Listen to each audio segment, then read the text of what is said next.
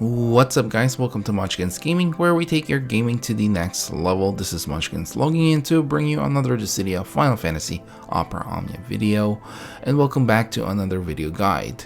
In today's video we are going to take a look at the Umbral Equinox Twilight LUFENIA fight. And before we do start, I would like to apologize for the first release of this video where my voiceover was missing. I think I found out what the culprit was. I installed back like my old headphones with its mic to use while I was playing Final Fantasy 14, and it kind of mixed up the device that it was recording in. Since I recorded this at like almost 10:30, 11 o'clock at night last night, I didn't really bother to check. I just kind of went like usual, you know, and yeah, being tired and not paying attention led to what happened.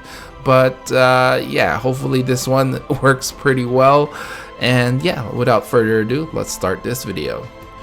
Okay guys, so we'll start this off as always on how you're going to deal with the LUFENIA orb, which appears when the battle starts. This does disappear when their HP goes less than 80% and will reappear when their HP is less than 50%. This does also appear when you just kill one of them, and the way the LUFENIA orb works here is the bosses do have to take action. They get 5 LUFENIA orb whenever they act.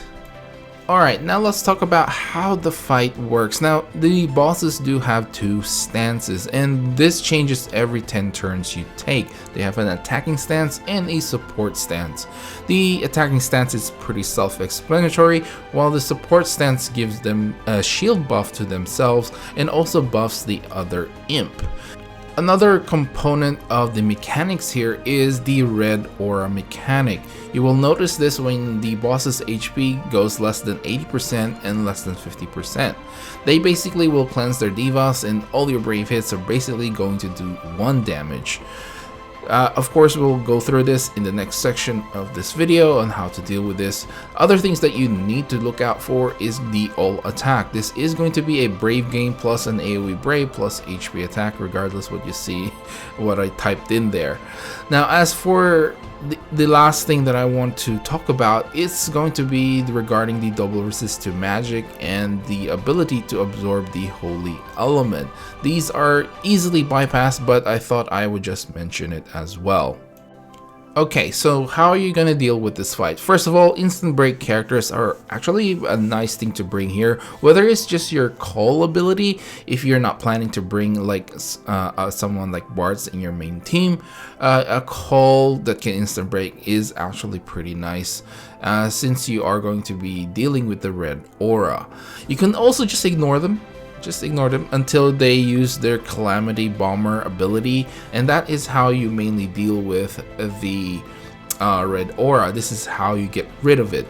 There's just no other way to get rid of it, and you know, unfortunately you will have to be taking some HP damage, and that's where tanks really come in.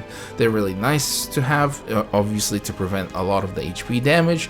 I would highly recommend bringing tanks that can obviously deal with all attack damage, say Bosch or Warrior of Light, or to, you know, Gladio can do to some extent as well, lower the amount of HP damage you take, or just bring a healer like Porum or something like that.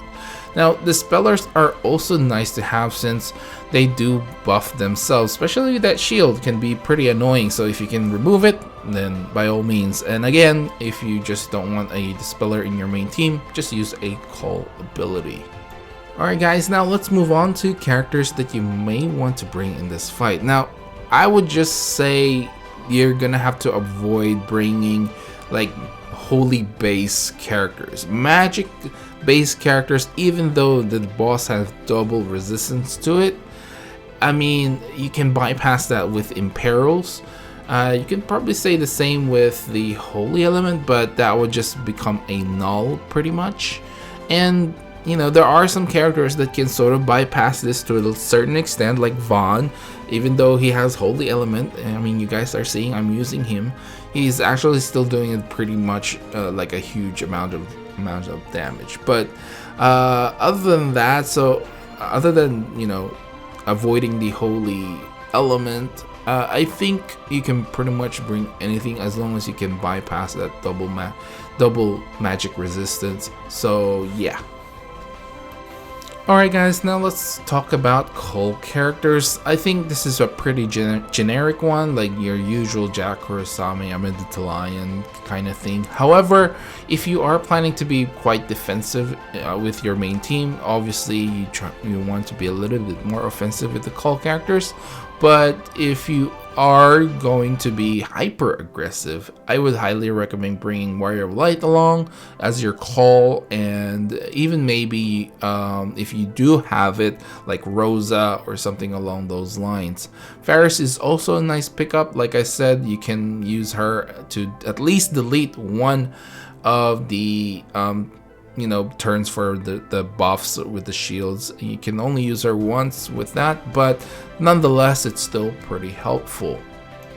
Alright guys, so now let's move on to the party compositions, and of course the first one that I would recommend is the team that I went with, Warrior of Light, Porom, and Vaughn.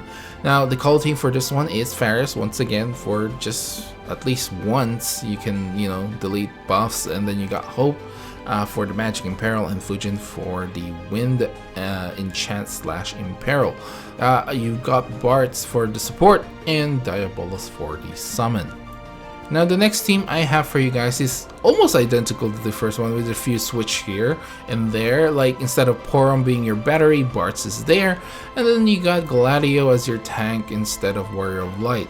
Kurosame, Fujin, and Jack for the call team, and Bartz once again for the summon, and Bartz for the support, and Diabolus for the summon. Now the last team I have for you guys is taking advantage of Setsur's ability to just, you know, buff your team that you can basically kill anything.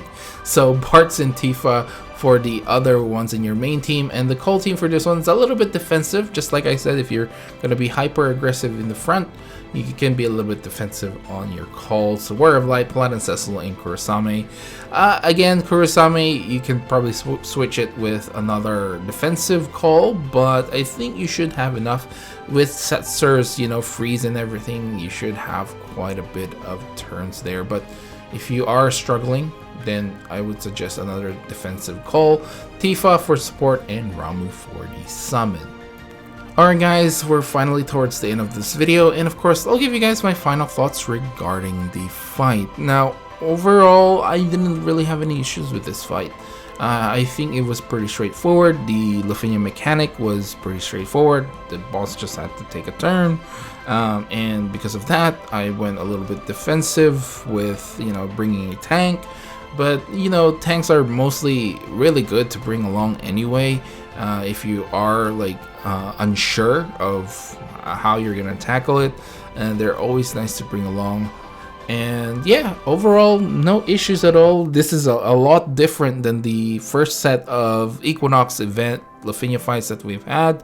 And yeah, I do apologize for the lack of voiceover in the previous upload of this video, so this is a re-upload, and hopefully this does it goes very well. I double checked, it should be okay. And yeah, I'm not really sure why it automatically went to my headset as the device for the mic, and actually unplugged it. So yeah, and it was still going there even though I unplugged it. I'm not really sure why. So anyway, I'll end the video right here, guys. Please do remember to click like and subscribe if you haven't already. It does help the channel. I would really appreciate it as well if you share this video with other DFFOO players who are struggling to beat LUFENIA fights, and hopefully they can check out my other videos as well that can help them clear more of the LUFENIA fights. And yeah, leave down in the comments below what your team was in this particular fight, and if you have any different strategies, share them all down there. And of course, if you missed anything, let me know down in the comments below. And if something else happened, I do want to thank one of the comments. I just woke up basically. I woke up and I saw one of the comments is like, "Where's the voiceover?" I'm like, what happened? So anyway, thank you very much for putting that out there. And yeah, do really appreciate it. And you know, follow me on Twitter and on Facebook at Munchkins Gaming. This is Munchkins logging off. Thank you very much for watching, and I will see you guys in the next level.